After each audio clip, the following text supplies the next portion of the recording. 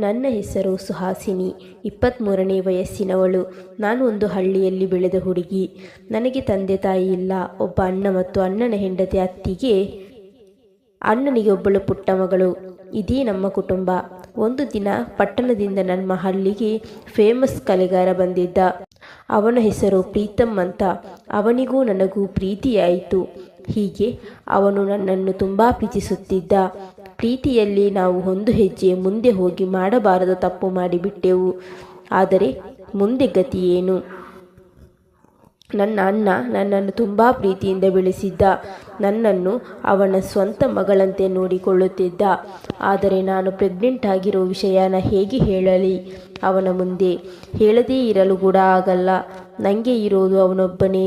ನನ್ನ ಅಪ್ಪ ಅಮ್ಮ ಎಲ್ಲ ಅವನೇ. ಹಾಗಾಗಿ ನಾನು ಎಲ್ಲ ವಿಷಯವನ್ನು ಅವನ ಜೊತೆ ಹೇಳಿದೆ. ಅಣ್ಣನಿಗೆ ಶಾಕ್ ಆಯಿತು. ಆದರೆ ಏನು ಮಾಡೋಕ್ಕಾಗುತ್ತೆ? ಆಗೋದೆಲ್ಲ ಆಗಿ ಹೋಗಿದೆ. ಮುಂದೆ ಏನು ಮಾಡಲು ಸಾಧ್ಯವಿಲ್ಲ. ಅಣ್ಣನಿಗೆ ನಾನು ಪ್ರೀತಿಸಿದ ಹುಡುಗನ ಬಗ್ಗೆ ಹೇಳಿದೆ. ಅಣ್ಣ, ನಾವಿಬ್ಬರು ದೇವಸ್ಥಾನದಲ್ಲಿ ಮದುವೆಯಾಗ್ಬಿಟ್ವಿ. ಆಮೇಲೆ ಅದು ಅಂತ ತಡವರಿಸುತ್ತಿದ್ದೆ.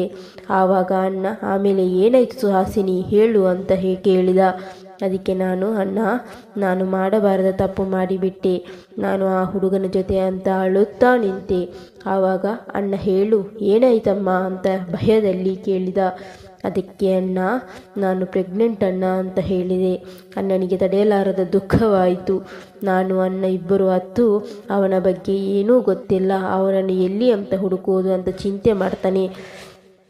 ಆದರೆ ಆ ಹುಡುಗ ತುಂಬ ಒಳ್ಳೆಯವನು. ನನಗೆ ಮೋಸ ಮಾಡುವವನಂತವನಲ್ಲ. ಆವಾಗ ನಮ್ಮ ಹಳ್ಳಿಗೆ ನನ್ನನ್ನು ನೋಡಲು ಬರುತ್ತಿದ್ದ.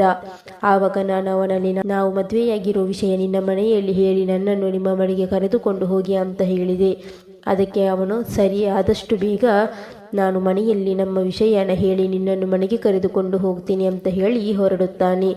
ಈ ಕಡೆ ಪ್ರೀತಮ್ ಮನೆಗೆ ಬಂದು ಅವನ ಪ್ರೀತಿ ವಿಷಯ ಹೇಳುವಷ್ಟರಲ್ಲಿ ಅವನ ಮನೆಯಲ್ಲಿ ಅವನಿಗೆ ಬೇರೆ ಫಾರಿನ್ ಹುಡುಗಿ ಜೊತೆ ಮದುವೆ ಮಾಡಲು ನಿರ್ಧಾರ ಮಾಡಿರುತ್ತಾರೆ. ಅದು ಏಕೆಂದರೆ ಪ್ರೀತಮ್ ಅಣ್ಣ ಯಶೋಧರ ಸೈಟ್ ಡೀಲರ್ ಆಗಿ ವರ್ಕ್ ಮಾಡುವವರು. ಅವರು ಯಾವುದೇ ಸೈಟ್ ಡೀಲಿಂಗಲ್ಲಿ ಪ್ರಾಬ್ಲಮ್ ಆಗಿ ಫಾರಿನರ್ ಜೋಸೆಫ್ ಅವರ ಮಗಳು ಹರ್ಷ ಅವಳನ್ನು ಪ್ರೀತಮ್ ಮದುವೆಯಾಗಬೇಕು ಅಂತ ಡೀಲಿಂಗ್ ಆಗಿರುತ್ತೆ. ಈ ಕಾರಣದಿಂದ ಪ್ರೀತಮ್ ಫಾರಿನ್ ಹುಡುಗಿ ಹರ್ಷಳನ್ನು ಮದುವೆಯಾಗಲೇಬೇಕಿರುತ್ತೆ. ಆದರೆ ಹರ್ಷಾಳ ಬಾಲಲ್ಲಿ ದೊಡ್ಡ ದುರಂತ ನಡೆದಿರುತ್ತೆ. ಅದು ಏನೆಂದರೆ, ಅವಳು ಫಾರಿನಲ್ಲಿರಬೇಕಾದ್ರೆ ಹುಡುಗನನ್ನು ಪ್ರೀತಿಸುತ್ತಿದ್ದಳಂತೆ. ಆದರೆ ಆ ಹುಡುಗ ತುಂಬ ಕೆಟ್ಟವನಂತೆ. ಎಲ್ಲ ಹುಡುಗಿಯರನ್ನು ಈ ರೀತಿ ಪ್ರೀತಿ ತೋರಿಸಿ ಪ್ರೀತಿಯ ಬಲೆಯಲ್ಲಿ ಬೀಳಿಸಿ ಅವರ ಜೊತೆ ಫಸ್ಟ್ ನೈಟ್ ಮಾಡಿಕೊಂಡು ಅವರಿಗೆ ಹೊಟ್ಟೆ ಬರಿಸಿ ಏನೋ ಸುಲಿವೆ ಸಿಕ್ಕದಾಗಿ ಬಿಟ್ಟು ಹೋಗುತ್ತಿದ್ದ. ಹೀಗೆ ಹರ್ಷ ಕೂಡ ಅವನ ಪ್ರೀತಿಯ ಬಲೆಗೆ ಬಿದ್ದು ಮೋಸ ಹೋಗಿರುತ್ತಾಳೆ. ಅವನಿಂದ ಹೊಟ್ಟೆ ಬರೆಸಿಕೊಂಡಿರುತ್ತಾಳೆ. ಈ ವಿಷಯವನ್ನು ಮುಚ್ಚಿಟ್ಟು ಅವಳಿಗೆ ಪ್ರೀತಮ್ ಜೊತೆ ಮದುವೆ ಮಾಡಲು ನಿರ್ಧಾರ ಮಾಡಿರುತ್ತಾರೆ. ಹಾಗೆ ಪ್ರೀತಮ್ ಮನೆಯಲ್ಲಿ ಪ್ರೀತಮ್ ಜೊತೆ ಮದುವೆ ಮಾಡಲು ನಿರ್ಧಾರ ಮಾಡಿರುತ್ತಾರೆ. ಹಾಗೆ ಪ್ರೀತಮ್ ಮನೆಯಲ್ಲಿ ಪ್ರೀತಮ್ಗೆ ಹರ್ಷಾಳನ್ನು ಮದುವೆ ಮಾಡಲು ಪ್ರೀತಮ್ ಮನೆಯವರು ಒತ್ತಾಯ ಮಾಡುತ್ತಿರುತ್ತಾರೆ. ಮುಂದೆ ನನ್ನ ಗತಿ, ಅಯ್ಯೋ ದೇವರೇ, ನಾನು ಏನು ಮಾಡಲಿ ಅಂತ ತಲೆಗೆ ಕೈ ಇಟ್ಟು ಗೂಗರಿದೆ. ಆದರೆ ಪ್ರೀತಮ್ ಅಣ್ಣ ಯಶೋಧರನಿಗೆ ನಾನು ಮತ್ತು ಪ್ರೀತಮ್ ಪ್ರೀತಿಸಿರುವುದು ಗೊತ್ತಿರುತ್ತದೆ. ಆದರೆ ಮದುವೆಯಾಗಿ ಪ್ರೆಗ್ನೆಂಟ್ ಆಗಿರೋ ವಿಷಯ ತಿಳಿದಿರುವುದಿಲ್ಲ. ಅದಕ್ಕೆ ಯಶೋಧರ ಪ್ರೀತಮ್ಗೆ ಫಾರಿನ್ ಹುಡುಗಿ ಹರ್ಷಳನ್ನು ಮದುವೆ ಮಾಡಿಸಿದರೆ ಆಮೇಲೆ ದಿನೇ ದಿನೇ ಅವಳ ನೆನಪು ಕಡಿಮೆಯಾಗಬಹುದೇನೋ ಅಂತ ಯೋಚಿಸಿ ಯಶೋಧರ ಪ್ರೀತಮ್ ಜೊತೆ ಸುಳ್ಳು ಹೇಳುತ್ತಾನೆ. ಸುಹಾಸಿನಿಗೆ ಬೇರೆ ಹುಡುಗನ ಜೊತೆ ಮದುವೆಯಾಯಿತು. ನಿನಗೋಸ್ಕರ ಕಾದು ಕಾದು ಅವಳನ್ನು ಬೇರೆ ಹುಡುಗನ ಜೊತೆ ಮದುವೆ ಮಾಡಿದರಂತೆ ಅಂತ. ನೀನು ಅವಳನ್ನು ಮರೆತು ಬಿಡುವಂತೆ ಯಶೋಧರ ಪ್ರೀತಮ್ಗೆ ಸುಳ್ಳು ಹೇಳುತ್ತಾನೆ. ಆದರೆ ಪ್ರೀತಮ್ ತಾನು ಪ್ರೀತಿಸಿದ ಹುಡುಗಿ ಸುಹಾಸಿನಿ ಬೇರೆ ಹುಡುಗನ ಜೊತೆ ಮದುವೆ ಮಾಡಿಕೊಂಡಳ, ಇದು ಸಾಧ್ಯನೇ ಇಲ್ಲ ಅಂತ ದುಃಖ ಪಡುತ್ತಾ ಜೋರಾಗಿ ಹತ್ತು ಬಿಟ್ಟ. ಪ್ರೀತಮ್ ದುಃಖದಲ್ಲಿ ಇರುವಾಗ ಇದೇ ಒಳ್ಳೆ ಸಮಯ ಅಂತ ಅವನ ಮನೆಯವರು ಪ್ರೀತಮ್ಗೆ ಹರ್ಷಾಳ ಜೊತೆ ಮದುವೆ ಮಾಡಿಸಿ ಬಿಡುತ್ತಾರೆ. ಮುಂದೇನು? ಹರ್ಷ ಮೊದಲೇ ಪ್ರೆಗ್ನೆಂಟ್ ಆಗಿರುತ್ತಾಳೆ. ಈ ವಿಷಯನ ಮುಚ್ಚಿಡಲೇಬೇಕು. ಆದರೆ ಈ ವಿಷಯನ ಜಾಸ್ತಿ ದಿನ ಮುಚ್ಚಿಡಕ್ಕಾಗಲ್ಲ. ಮುಚ್ಚಿಟ್ಟಷ್ಟು ನನಗೆ ತೊಂದರೆ ಅಂತ ಹರ್ಷ ಪ್ರೀತಮ್ ಜೊತೆ ಫಸ್ಟ್ ನೈಟ್ ನಾಟಕ ಮಾಡಿಕೊಳ್ಳಲೇಬೇಕಾಯಿತು. ಆದರೆ ಪ್ರೀತಮ್ ನನ್ನ ಬಿಟ್ಟು ಬೇರೆ ಹುಡುಗಿನ ಕಣ್ಣೆತ್ತಿ ಕೂಡ ನೋಡೋನಲ್ಲ. ಅದಕ್ಕೆ ಹರ್ಷ ಪ್ರೀತಮ್ಗೆ ಫಸ್ಟ್ ನೈಟಲ್ಲಿ ಕೊಡೋ ಹಾಲಿಗೆ ಆಲ್ಕೋಹಾಲ್ ಬೆರೆಸಿ ಕೊಟ್ಟು ಅವನಿಗೆ ನಿದ್ದೆ ಬರೋ ಥರ ಮಾಡಿ ಹೊಟ್ಟೆಲಿರೋ ಮಗು ಪ್ರೀತಮ್ ಮಗುನೇ ಅಂತ ಗೊತ್ತಾಗಲು ಈ ರೀತಿ ಮಾಡುತ್ತಾಳೆ. ಮರುದಿನ ಎಂದಿನಂತೆ ಬೆಳಗಾಯಿತು. ಎಲ್ಲರೂ ಅವರವರ ಕೆಲಸದಲ್ಲಿ ತೊಡಗಿರುತ್ತಾರೆ. ಪ್ರೀತಮ್ ಬೆಳಿಗ್ಗೆ ಎದ್ದಾಗ ಅವನಿಗೆ ತಲೆನೋವಿರುತ್ತೆ. ಅವನಿಗೆ ನಿನ್ನೆ ಏನು ನಡೀತು ಅನ್ನೋದೇ ತಿಳಿದಿರುವುದಿಲ್ಲ. ಏಕೆಂದರೆ ಹರ್ಷ ಅಷ್ಟರ ಮಟ್ಟಿಗೆ ಅವನಿಗೆ ಆಲ್ಕೋಹಾಲ್ ಬೆರೆಸಿ ಹಾಲನ್ನು ಕುಡಿಸಿರುತ್ತಾಳೆ.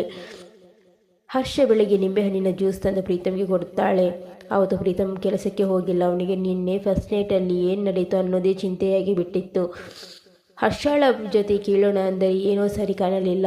ಹೀಗೆ ತಿಂಗಳುಗಳು ಉರುಳಿತು. ಹರ್ಷ ಪ್ರೆಗ್ನೆಂಟ್ ಆಗಿರೋ ವಿಷಯನ ಮನೆಯಲ್ಲಿ ಪ್ರಸ್ತಾಪ ಮಾಡಿದಳು. ಮನೆಯಲ್ಲಿ ಎಲ್ಲರೂ ಸಂತೋಷಪಟ್ಟರು. ಪ್ರೀತಮ್ಗೆ ಶಾಕ್ ಆಯಿತು. ನಾನು ಇವಳನ್ನು ಇದುವರೆಗೂ ಟಚ್ ಮಾಡಿಲ್ಲ, ಹೇಗೆ ಇವಳು ಪ್ರೆಗ್ನೆಂಟ್ ಆದಳು? ಫಸ್ಟ್ ನೈಟ್ ದಿನ ಯಾವುದೂ ನೆನಪಿರಲ್ಲ. ಏನಾದರೂ ತಪ್ಪು ಮಾಡಿಬಿಟ್ನಾ ಅಂತ ಪ್ರೀತಮ್ಗೆ ಗೊಂದಲ ಶುರುವಾಯಿತು. ಏನೂ ಮಾತನಾಡದೆ ಸುಮ್ಮನಾದ.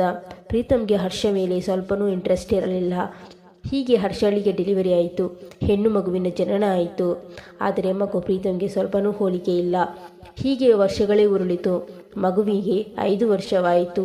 ಮಗುವಿನ ನಡತೆ ಸ್ವಲ್ಪನೂ ಪ್ರೀತಮ್ಗೆ ಹೋಲಿಕೆಯಾಗಲಿಲ್ಲ. ಪ್ರೀತಮ್ಗೆ ಇವಳೇ ನನ್ನ ಮಗಳ ಅಂತ ಅನಿಸಿಬಿಡುತ್ತಿತ್ತು. ಹೀಗೆ ಒಂದು ದಿವಸ ನಾನು ಪಟ್ಟಣಕ್ಕೆ ಪ್ರೀತಮ್ನ ಹುಡುಕಿಕೊಂಡು ಬಂದೆ. ಎಷ್ಟೇ ಹುಡುಕಾಡಿದರೂ ಅವನ ಸುಳಿವೇ ಸಿಕ್ಕಲಿಲ್ಲ. ನನಗೆ ಆವಾಗ 7 ವರ್ಷದ ಮಗಳಿದ್ದಳು. ಅವಳು ಬೇರೆ ಯಾರೂ ಅಲ್ಲ, ಪ್ರೀತಮ್ದೇ ರಕ್ತ. ನನ್ನ ಮತ್ತು ಪ್ರೀತಮ್ನ ಪ್ರೀತಿಯ ಗುರುತು. ಅವಳಿಗೆ ಜ್ವರ ಬಂದಿತ್ತು. ಹಾಗಾಗಿ ನಾನು ಹಾಸ್ಪಿಟಲ್ಗೆ ಬಂದಿದ್ದೆ. ಅವಳನ್ನು ಅಡ್ಮಿಟ್ ಮಾಡಿದ್ದೆ. ಈ ಕಡೆ ದಿನೇ ದಿನೇ ಹರ್ಷಾಳ ಮಗು ಪ್ರೀತಮ್ ಮಗು ಅಲ್ಲ ಅನ್ನೋದು ಬಯಲಾಗುತ್ತಿರುತ್ತದೆ. ಪ್ರೀತಮ್ ಹರ್ಷಾಳನ್ನು ಕರೆದು ಈ ಮಗು ಯಾರದು ಅಂತ ಕೇಳುತ್ತಾನೆ. ಅದಕ್ಕೆ ಹರ್ಷ ಭಯದಿಂದ ತಡಬಡಿಸುತ್ತಾಳೆ. ಪ್ರೀತಮ್ ಗದರಿಗೆ ಹೇಳುತ್ತಾನೆ. ಆದರೂ ಹರ್ಷ ಬಾಯಿ ಬಿಡುವುದಿಲ್ಲ. ಮಗಳನ್ನು ಕರೆದುಕೊಂಡು ಹೋಗಿ DNA ಟೆಸ್ಟ್ ಮಾಡಿಸುತ್ತಾನೆ. ಅವನು ಬಂದಿರುವ ಆಸ್ಪತ್ರೆಯಲ್ಲಿ ಸುಹಾಸಿನಿ ಮಗುವನ್ನು ಅಡ್ಮಿಟ್ ಮಾಡಿರುತ್ತಾಳೆ. ಇತ್ತ ಪ್ರೀತಮ್ಗೆ ಹರ್ಷಾಳ ಮಗು ನನ್ನ ಮಗು ಅಲ್ಲ ಅನ್ನೋದು ಗೊತ್ತಾಗಿ ಕೋಪದಿಂದ ಬರುತ್ತಿರುತ್ತಾನೆ. ಅಷ್ಟರಲ್ಲಿ ಸುಹಾಸಿನಿ ಪ್ರೀತಮ್ಗೆ ಸಿಗುತ್ತಾಳೆ. ಪ್ರೀತಮ್ಗೆ ಸುಹಾಸಿನಿಯನ್ನು ನೋಡಿ ಶಾಕ್ ಆಗುತ್ತೆ. ಹಾಗೆ ಸುಹಾಸಿನಿಗೆ ಪ್ರೀತಮ್ನ ನೋಡಿ ಶಾಕ್ ಆಗುತ್ತೆ. ಇಬ್ಬರು ಅವರ ಜೀವನದಲ್ಲಾದ ದುರಂತ ಘಟನೆಗಳನ್ನು ಎಲ್ಲ ಹೇಳುವಾಗ ಸುಹಾಸಿನಿಗೆ ಇನ್ನೂ ಮದುವೆಯಾಗಿಲ್ಲ ಅನ್ನೋದು ಪ್ರೀತಮ್ಗೆ ಗೊತ್ತಾಗುತ್ತೆ. ಪ್ರೀತಮ್ ಅಳುತ್ತಾ ಗಟ್ಟಿಯಾಗಿ ತಬ್ಬಿಕೊಳ್ಳುತ್ತಾನೆ. ಸುಹಾಸಿನಿಗೆ ಖುಷಿಯಲ್ಲಿ ಪಾರವೇ ಇಲ್ಲ. ಹೀಗೆ ಸುಹಾಸಿನಿ ಅವಳ ಮಗಳನ್ನು ತೋರಿಸುತ್ತಾಳೆ.